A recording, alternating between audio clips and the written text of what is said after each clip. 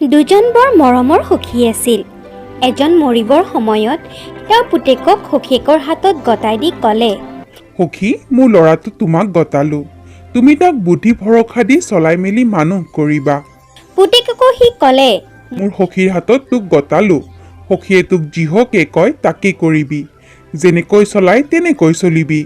কোনো কথাত সখীৰ বাইকৰ চুলি এডালৰ সমানো আঁতৰ নহবি। কোনো কাম কৰিবলগীয়া হ'লে সখীৰ কাণ চোৱাইহে কৰিবি। বাপেক ঢুকাল।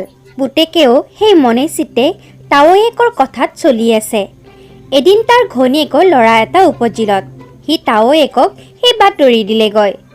তাৱৈয়েকে তাক ক'লে, তোমাৰ ঘৰৰ পিছফালে পোতা পুখুৰীটোত ল'ৰাটো নি এতিয়াই পুতি থোৱাগৈ। সি তাৱৈয়েকৰ কথাত অবাক হ'ল। কিন্তু বাপেকৰ আজ্ঞা সুঁৱৰি একো নকৈ ল'ৰাটো নি তাৰ ঘৰৰ পিছফালৰ পোতা পুখুৰীটোত পুতি থলেগৈ। ইয়াৰ এবছৰ পিছত তাৰ আকৌ এটা ল'ৰা উপজিল।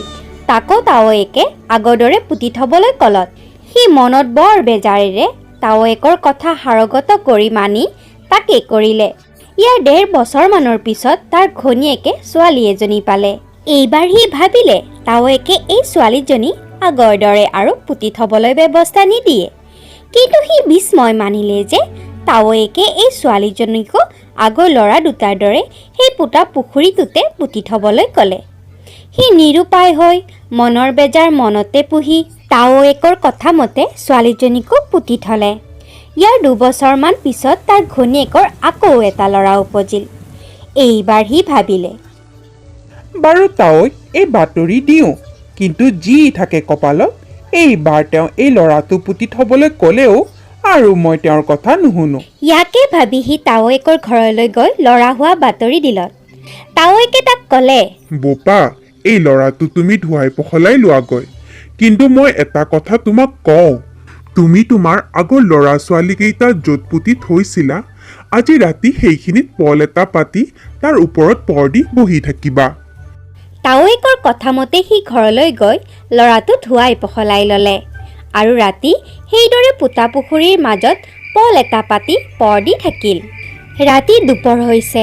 এনেতে বৰটো ল'ৰাই গাঁতৰ ভিতৰৰ পৰা মাত লগালে, ভাইটি ঐ, মই থাকিবলৈ নাপালো।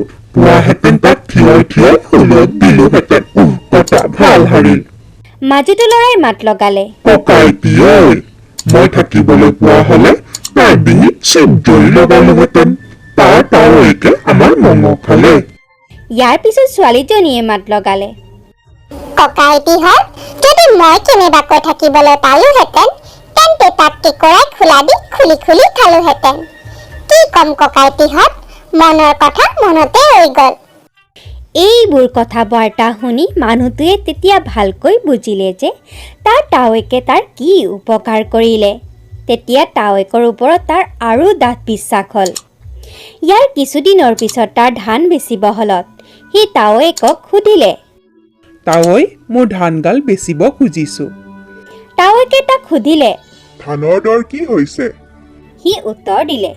টকাত 12 পুৰা। তাৱৈকে ক'লে, এতিয়া বেচিব নালাগে।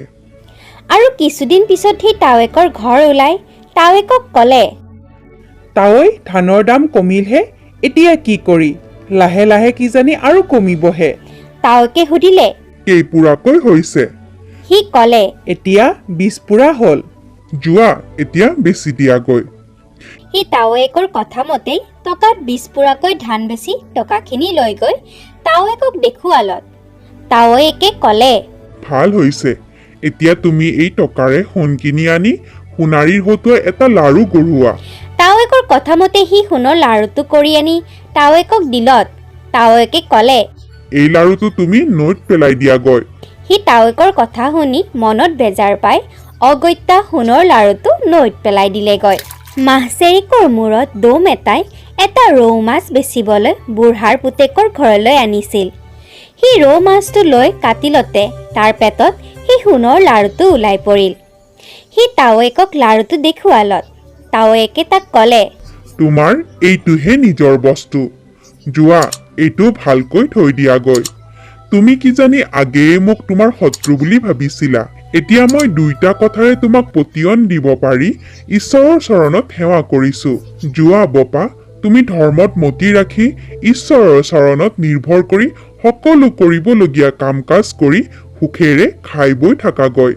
কোনো চিন্তা নাই, মোৰ প্ৰভুৱে তোমাৰ সততে মংগল কৰিব।